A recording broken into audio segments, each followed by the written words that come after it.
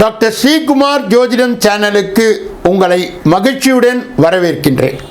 மே மாத ஆரம்ப நிலையிலே கிரகங்களின் சஞ்சாரங்கள் எப்படி இருக்கிறது என்று நாம் பார்க்கும் பொழுது, மீனத்திலே புதனும் சுக்கிரனும் சஞ்சாரம் செய்து கொண்டிருக்கின்றார்கள். மேஷத்திலே சூரியன் சஞ்சாரம் செய்து கொண்டிருக்கின்றார்.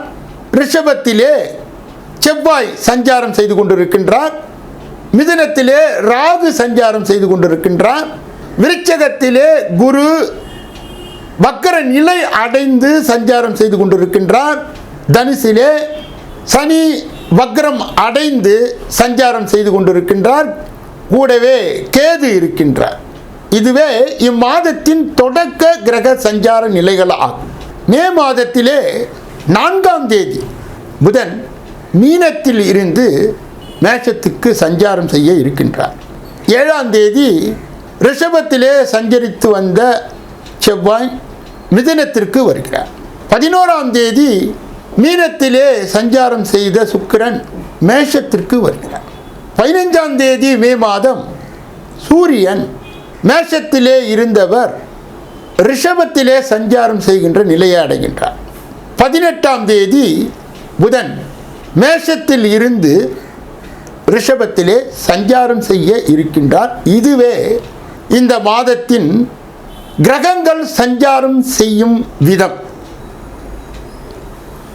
கன்னியா ராசிக்காரர்களுடைய மே மாத பலாபலனை பார்ப்பதற்கு முன்பு இந்த ராசியிலே உள்ளடங்கிய 9 பாதங்கள் யார் யார் என்று பார்க்கும் பொழுது, உத்திரம் 2, 3, 4, அஸ்தம் 1, 2, 3, 4, சித்திரை 1, 2 என்று சொல்லப்பட்ட 9 பாதங்களை உள்ளடங்கிய இந்த கன்னியா ராசிக்காரர்கள் கணக்கு போடுவதில் கெட்டிக்காரர்கள்.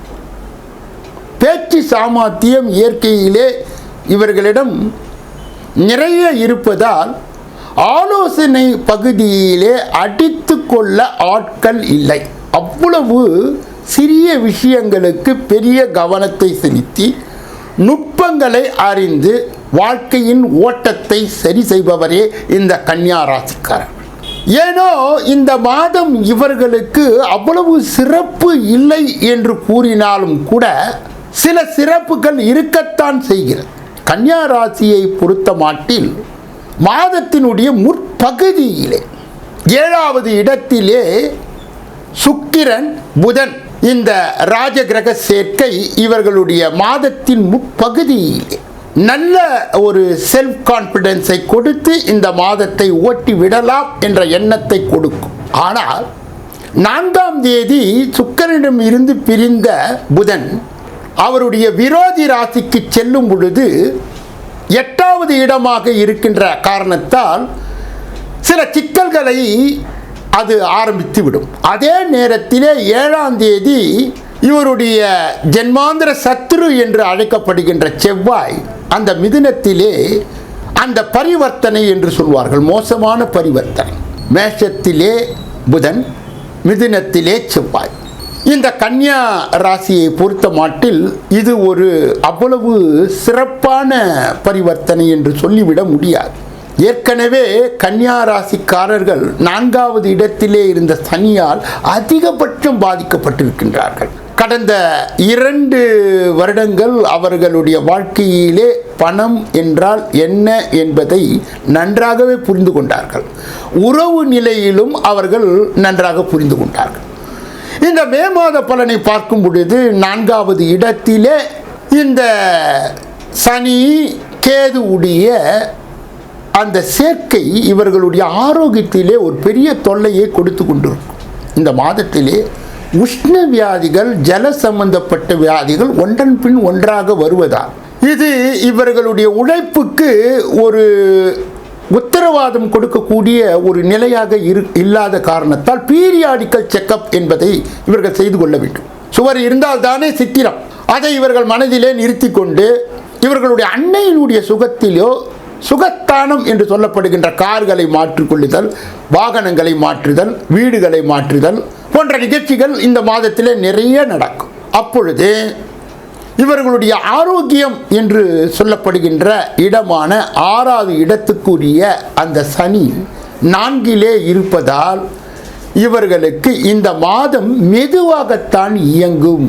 10வது இடத்திலே செவ்வாய் ராகு இணைவு என்பது ஆரோக்கிய ரீதியாக, பொருளாதார ரீதியாக, அதே நேரத்திலே இவர்களுக்கு பலவிதமான சங்கடங்களை கொடுப்பது என்பது இவர்களுக்கு இயற்கையாகவே இந்த மாதத்திலே தாமதங்கள் வந்து அலைகழிக்கும். வரவேண்டிய பணம், எதிர்பார்த்த வேலை, எதிர்பார்த்த காரியங்கள் எல்லாமே மெதுவாகத்தான் இயங்கும். ஏனென்றால் குரு வக்ர நிலை பெறுவதும் சனி வக்ர நிலை பெறுவதும் தொடர்ந்து இவர்கள் அந்த மந்த நிலையை பெறுவது என்பது ஒரு முறை இந்த திண்டிவனத்திற்கும் பாண்டிச்சேரிக்கும் இடையே உள்ள திருவக்கரை என்று சொல்லப்படுகின்ற அந்த வக்ரகாளியினுடைய அந்த ஆலயத்திற்கு சென்று ஒரு வியாழன் அன்று இவர்கள் பெயரிலே அர்ச்சனை செய்து கொள்ள வேண்டும். அதே போல சனி அன்று சென்று அர்ச்சனை செய்து திரும்பி வர இதை போன்ற தாமதங்கள், தடைகள், பொருளாதார மந்தம், வேலையிலே சலிப்புத்தன்மை, அலுப்புத்தன்மை, ஆரோக்கியத்திலே அடிக்கடி நிகழ்கின்ற சோதனை, இதையெல்லாம் வென்று இந்த மாதத்தை இவர்கள் சமாளித்து சென்று விடலாம். அதுதான் தெய்வ வழிபாடு. இவர்கள் நாராயணியம் என்ற ஒரு மந்திர பாடலை இவர்கள் பாடி வரும்பொழுது இவர்களுடைய அன்னையினுடைய உடலாக இருந்தாலும் சரி, இவர்களுடைய சுய ஆரோக்கியமாக இருந்தாலும் சரி, அதிலே ஒரு நல்லதொரு நிலையை இந்த மாதம் கொடுத்து அடுத்த மாதத்திற்கு இந்த மாதம் அடிப்படையான மாதம் என்பதை இவர்களுக்கு வழி கொடுத்து செல்லும். மே மாதம் 4ஆம் தேதி, 5ஆம் தேதி, 31ஆம் தேதி இந்த கன்னியா ராசியை சார்ந்தவர்களுக்கு சந்திராஷ்டம் வருவதால் அன்றைய தினங்களிலே அசைவ உணவை தவிர்க்க வேண்டும். பிறர் விஷயங்களிலே மூக்கை நுழைக்கக்கூடாது, ஈகோவுக்கு இடம் தரக்கூடாது, மௌனியாக இருக்க வேண்டும், விவாதங்களில் கலந்து கொள்ளக்கூடாது, பெரிய பத்திரங்களிலே கையெழுத்திடுவதை தவிர்க்க வேண்டும், ஷூரிட்டி கேரண்டி கொடுக்கக்கூடாது. சிறு பயணமாக இருந்தாலும் சரி, பெரிய பயணமாக இருந்தாலும் சரி, ஆபத்து விபத்து அதிகமாக இருப்பதால் பயணத்திலே கவனம் செலுத்த வேண்டும். அன்னையின் ஆசீர்வாதத்தை பெற வேண்டும், குலதெய்வத்தின் ஆசீர்வாதத்தை பெற வேண்டும், இஷ்ட தெய்வத்தின் அருளாசியை பெற வேண்டும். விஷ்ணு சகஸ்ர நாமம் என்ற ஒரு அரிய மந்திரத்தை சொல்லி அல்லது குறைந்தபட்சம் விஷ்ணு காயத்ரியாவது சொல்லி, அதைவிட குறைந்தபட்சம் ஓம் நமோ நாராயணாய என்ற மந்திரத்தை முழங்கி இந்த மாதத்தை கன்னியா ராசி சந்திரன் ஓட்டும் பொழுது இறை பலத்தோடு இருந்தால் சந்திராஷ்டம் இவர்களை ஒன்றும் செய்யாது. இதுவரையிலே பொது பலனை நீங்கள் கண்டுகளித்தீர்கள். இதிலே வருகின்ற தினப்பலன், மாத பலன், வருஷ பலன், பெயர்ச்சி பலன், புத்தாண்டு பலன் போன்ற பல பலன்களை பார்த்து அதை உங்கள் உற்றார் உறவினருக்கு ஷேர் செய்து நீங்களும் சப்ஸ்கிரைப் செய்து பெல் பட்டனை அதிலே பிரஸ் செய்து தகுந்த அப்டேட்டுகளை பெற்று முறையாக இந்த சேனலை பார்த்து உங்கள் மகிழ்ச்சியை நீங்கள் பகிர்ந்து கொள்ள வேண்டும். அதற்கு பிறகு உங்கள் தனிப்பட்ட கன்சல்டேஷன், அதாவது ஆலோசனை பெற வேண்டும் என்று நினைத்தால் இதிலே வருகின்ற அலைபேசிகளை தொடர்பு கொண்டு சென்னை அண்ணா நகரிலே இருக்கின்ற என்னை ஒரு முறை எஞ்சோதிட ரீதியாக, ஜோதிட ரீதியாக, வாஸ்து ரீதியாக பல கேள்விகளை கேட்டு நல்லதொரு வழிகாட்டுதலை பெற எல்லா வல்ல முருகப்பெருமானை வேண்டி இந்த பகுதியை நிறைவு செய்து நாளைய தினம் உங்களை சந்திக்க இருக்கின்றேன். நன்றி, வணக்கம்.